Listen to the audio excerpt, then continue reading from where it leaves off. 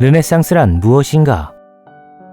르네상스에 대해 돋봐봅니다. 수려한 문화유산을 소비하는 교양 높은 국영권의 시선을 보태기 위해서가 아니라 우리들의 삶에 직접적으로 전하는 르네상스만의 고유한 전망을 체험하기 위해서죠. 이를 위해 르네상스를 중세 이후 봉건제에서 자본주의 시대로의 이행기라는 상식적 인식을 거부합니다. 그리스와 로마 시대를 중세의 이행기라 이해할 수만은 없듯 경제적 하부 구조의 변화만으로 르네상스의 그 특별함을 정의하는 것은 둔탁한 인식이죠.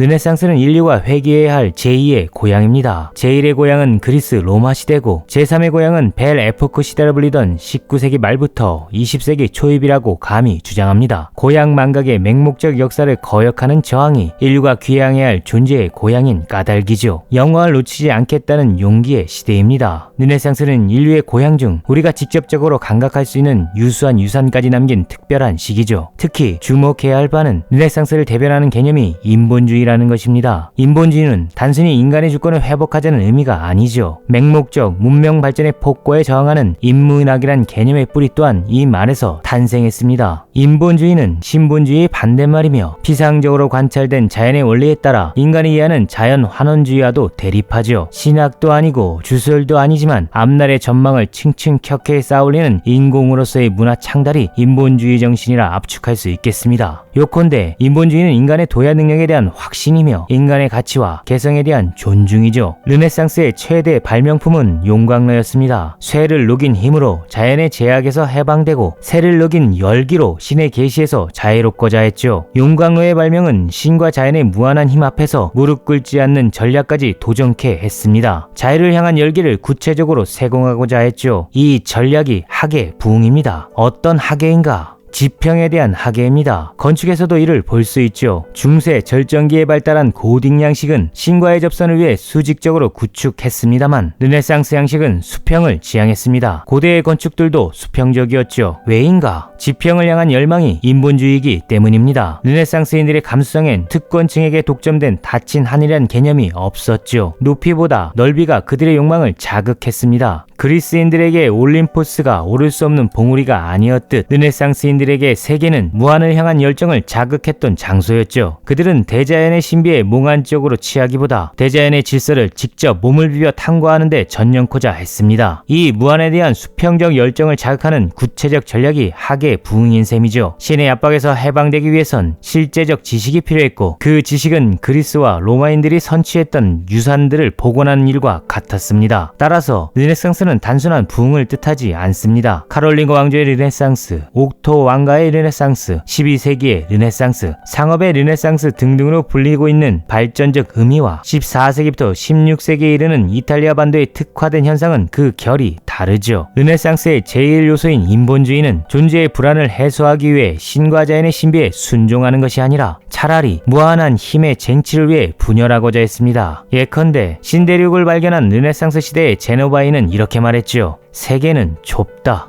이 배짱이 인본주의고 이 용기가 르네상스입니다. 조금 더 깊이 있는 이해를 위해 르네상스 연구의 최고봉 부르크하르트의 주장을 살핍니다. 르네상스에 대한 우리의 관념은 야코 부르크하르트의 창조물이기 때문이죠. 사실 부르크하르트는 이탈리아와 르네상스의 문화를 쓰기 전 라파엘로의 시대라 명명한 역사 연구를 할 계획이었습니다. 근대인의 기원과 형상의 역사라는 주제였죠. 그러나 1848년 노동자 혁명 이후 생각이 바뀝니다. 아마도 그는 라파엘로의 시대 사람들과 근대의 새로운 인간상을 일치시키고 싶었을 것이었으나 혁명을 직접 겪은 뒤 생각이 바뀐 것으로 보입니다. 왜인가? 라파엘로 시대의 인간과 근대인이 너무나도 다르기 때문이죠. 근대인은 르네상스인들처럼 품격 높지 못했습니다. 그들 또한 용광로를 자처했으나 내용이 부족했죠. 르네상스인들이 추구하는 인간상은 부족함이 없는 전인이었고 근대인들이 추구하는 인간상은 효율성이 높은 강인이었습니다. 근대인들이 르네상스인들만큼 유려하지 못했던 이유죠. 그 유명한 시인 단테는 생전에 시인, 철학자, 신학자, 외교관, 법률가라 호칭되었습니다. 고대를 부활시키려는 사람의 인격은 맹목적인 힘의 의지만을 지향하지 않죠. 부르크하르트처럼 르네상스에 호감을 보였던 볼테르와 괴테도 용광론 같은 열정뿐 아니라 문화의 깊이를 부정하지 않았던 전인이자 만능인이었습니다. 르네상스 시대의 대표적인 전인이었던 알베르티가 1469년에 쓴 자아상엔 이런 말도 있죠. 인간이 재능과 미덕으로 이룩한 모든 일은 신성한 것으로 관주되어야 한다.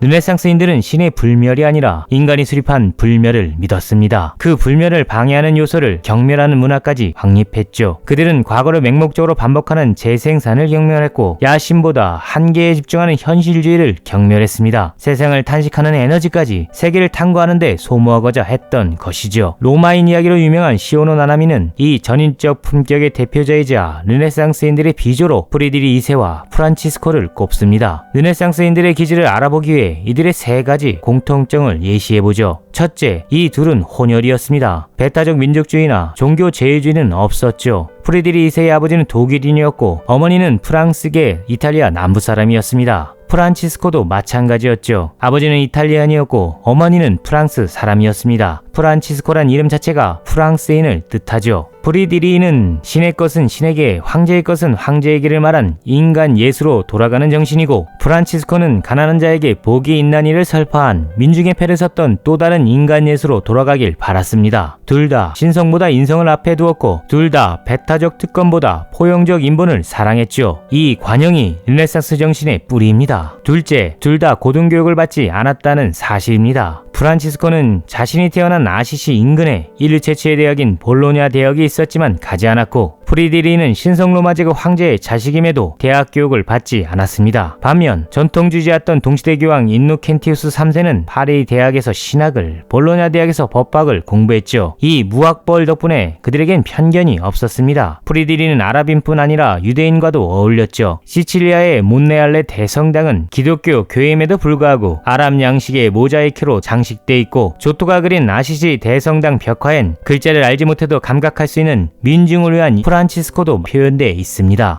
셋째 공통점은 현실 감각입니다. 프란체스코는 이른바 제3계급을 창설했죠. 특별한 고용 없이도 누구나 천국의 문을 두드릴 수 있는 새 시대의 윤리를 창안합니다. 열심히 일해 수도원에 기부하고 그 기부한 돈으로 가난한 자들을 도우면 천국에 갈 수 있다고 프란치스코는 사람들을 설득했죠. 많은 이들이 호응했고 추후 이들은 시민이라는 신은 계급으로 출연합니다. 프리드리 또한 새로운 시대의 주인이 될 시민을 위한 정책을 수립했죠. 세금을 투명하게 하고 교류를 활발히 진행시키며 보다 많은 사람들에게 기회를 줍니다. 최초의 국립대학을 만들어 용돈까지 지불했죠. 이 둘은 세계가 바뀔 것이라 확신했고 세계 변화의 선구자가 되길 소원했습니다. 바뀌는 시대를 반지빠르게 읽는 현실 감각이 아니라 시대를 바꿀 힘이 내게 있다고 믿는 자존적 감각을 현실에 구체적으로 실현시키는 현실 감각입니다. 패배주의에 저항하는 현실주의만이 수준 높은 현실 감각이라 말할 수 있겠죠. 세계엔 리듬이 있습니다. 그러나 그 리듬은 급격하게 바뀌기도 하죠. 움직이지 않는 듯 보여도 급변하는 것이 세계며 급변하는 듯 보여도 멈춰있는 현상이 세계입니다. 때를 기다리되 때가 있다는 신념을 버리지 말아야 하는 이유죠. 불가능성의 가능성만이 진실한 가능성입니다. 왜냐? 가능한 것의 추구는 사건이 아니기에 세계의 현실에 직접 기여했다고 확증할 수 없기 때문이지요. 이런 측면에서 르네상스인들은 국가까지 인간에 의해 구축된 인본주의적 공동체라 인식했습니다. 인공물로서의 국가관을 장착했죠. 고향에 대한 실질적 애정은 탁월했으나 국가에 대한 신비는 배격했습니다. 직접 보지 않은 사실은 믿지 않았고 직접 듣지 않은 소문에 흔들리지 않았죠. 보다 멋진 세계를 자신의 손으로 창달할 수 있다는 신념이 상식이자 삶의 이종표였습니다. 따라서 르네상스의 인본주의는 결코 인간 중심주의가 아닙니다. 인간의 우월함을 주장하는 배타적 문화는 수준 높은 유산을 남기지 못하죠. 르네상스 시대의 플라톤 철학이 부활했다는 역사만 봐도 그들이 인간만을 중심에 둬 현실 자체의 만족만을 추구하지 않았다는 점을 알아챌 수 있습니다. 세계의 끝을 향한 배짱으로 모든 것을 인지할 수 있다는 용기로 단 하나의 단점도 없는 인격으로 도약하겠다는 욕망으로 그들은 담대한 증거를 남겼던 것이지요.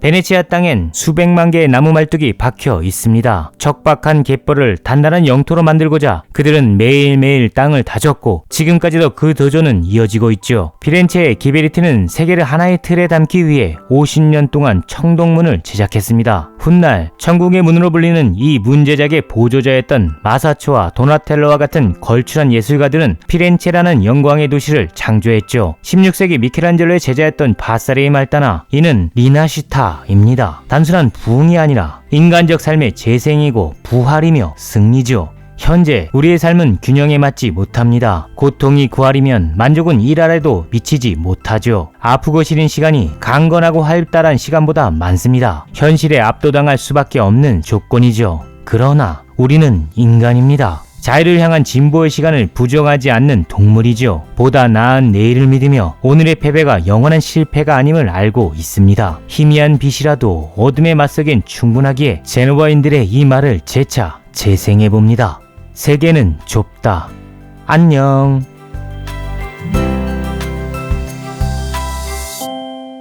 Paper Renaissance